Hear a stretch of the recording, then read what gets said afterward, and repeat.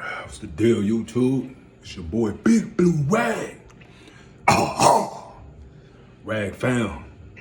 What's the deal? Yeah, man. One city, man. It's one crazy city, man, that I love. One active city with a whole lot big old city. You know what I mean? Remind me of Los Angeles in a lot of ways. Big city. You know what I mean? A lot of freeways, a lot of malls. You know what I mean? A lot of different neighborhoods, you know what I mean? Different sides, a lot going on, you know what I mean? A lot of club life, a lot going on in the streets, and I'm talking about Houston, Texas, man. H-Town, baby. What's the deal? H-Town, y'all already know.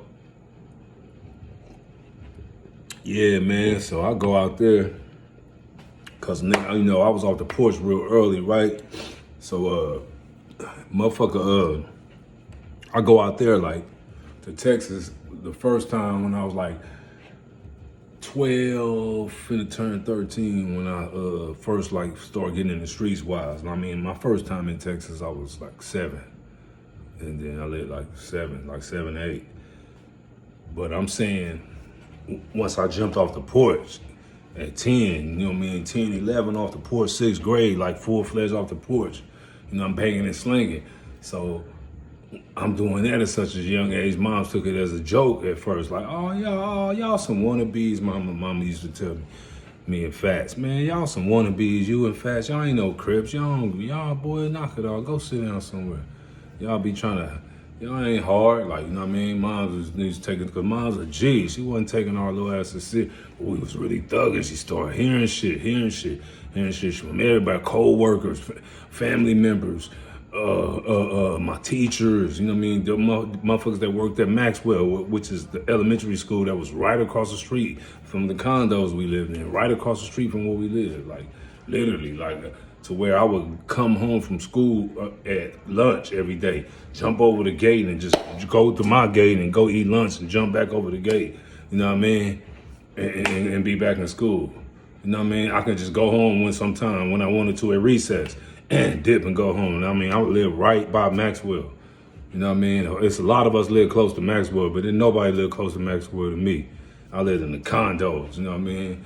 The brand new condos, everybody. That's why everybody thought we was, because we in the middle of the low end, but the condos was like, it was just like, you know what I mean? They just stood out because they was like new at the time. Like, you know what I mean? They was fairly new at the time in the 80s and all that type of shit. But anyway, I'm getting off subject because, well, I am and I ain't, because I don't want to go too far on that, because we going to see how I made it to Houston. But so, bam. So I said that to say I'm off the porch early, so moms can't do nothing with me. My older brother, he in the Army now. He in El Paso, Texas. He's stationed out there. He out there. He like, you know what I mean? Send him out here. I'll take, you know, man, I'll take care of him. He thinking I'm the same little nigga that he left a few years ago. You know what I mean? Which he knew I was always a menace. Of course he knew that, you know what I mean? Because he one of the people that raised me. He knew I've been a savage, but it was just like, as far as like the gangbanging and selling drugs like that, how much I like elevated to some grown man shit. That part he didn't know, you know what I mean? Smoking weed, you know what I mean? Selling dope, knowing numbers, like knowing my shit, carrying blowers, you know what I mean? Having a firearm on me, like that type of shit. Having a whip, you know what I mean? You know what I mean? That type of shit. Yeah, a whip, nigga. Yeah. Yeah, all that type shit, legendary shit. Everything I do that I've did over the years, I started that shit, man, in the 6th grade. I started that shit in the 6th grade, man, when Fats took me on Goodall. He took me all around the low, you know what I mean?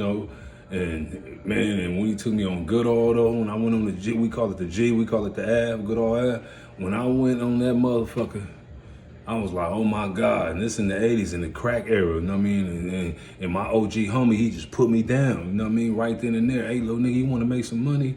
You know what I mean? And this mid-80s, you know what I mean? Crack booming. I'm like, hell yeah. That was the first thing I was attracted to, the lowriders, the Cadillacs, all that shit they had. I'm like, damn, the Chevys and shit. I'm like, damn, they dope. The rings, nigga, the chains, nigga, the way they dress, nigga, the way they walk, talk. I was intrigued. I'm like, yeah, I found home. This where I'm gonna be for the rest of my life. Yeah, this what it is. Do-rock, yeah, I like this. Low end do-rock. Yeah, the Wardy, I like this. Actually, I love this. But yeah, man, so So I get full-fledged out there from that moment on, you know what I mean? Full-fledged. And then they just took a liking to like, this little ass nigga, he just out here. And then my sister, 5 years older than me, she's very attractive, you know what I mean? And she was, you know what I mean, out there fast and shit. So motherfucker, you know, so motherfucker, of course, the niggas was on her ass. And then I'm her little brother. So it was like, oh yeah, you Yolanda little brother and shit. Oh yeah, you little cubby with fast. Oh yeah, that's the little homie. So it was just like, I was just automatically locked in just like that. It was just that easy. And then, so nigga, I was just around these niggas, grown men every day, just soaking up game, just learning a lot, you know what I mean?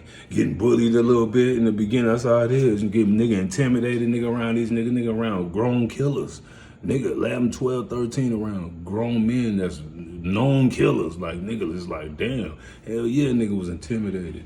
And then, you know what I mean, grown OG, you know what I mean, grown older women who laced the nigga a lot. You know what I mean? They took a nigga in because the nigga was really, really out there. I'm not saying plain, like, my mama was working hard, nigga, to take care of us and was doing a damn good job. But so that gave me a lot of time to be on my own, me and my sister, you know what I mean? So we was running wild. She was wilding in the female version of wild, and I was thugging like a nigga, you know what I mean? Not like no kid, like really a nigga. So all that led to me being 12 going on 13, her sending me to Texas. Can't do nothing with me. First to El Paso.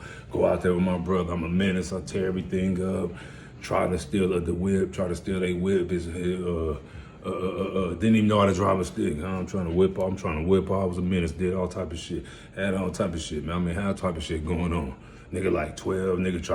Nigga, they roommate, she grown, nigga try to knock her down. Like, she like, boy, get it, what do you know what I mean? Nigga whip out on her, trying to, you know what I mean? She's so attractive to a nigga, she preggo and everything. That's when a nigga realized at that age, a nigga had a fetish.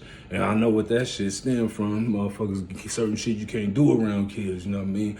But I ain't gonna get into that on this video. But it's a lot of shit I shouldn't have seen real young, because that shit had a nigga on some other shit. But I was just all the way, nigga, just a menace in every way.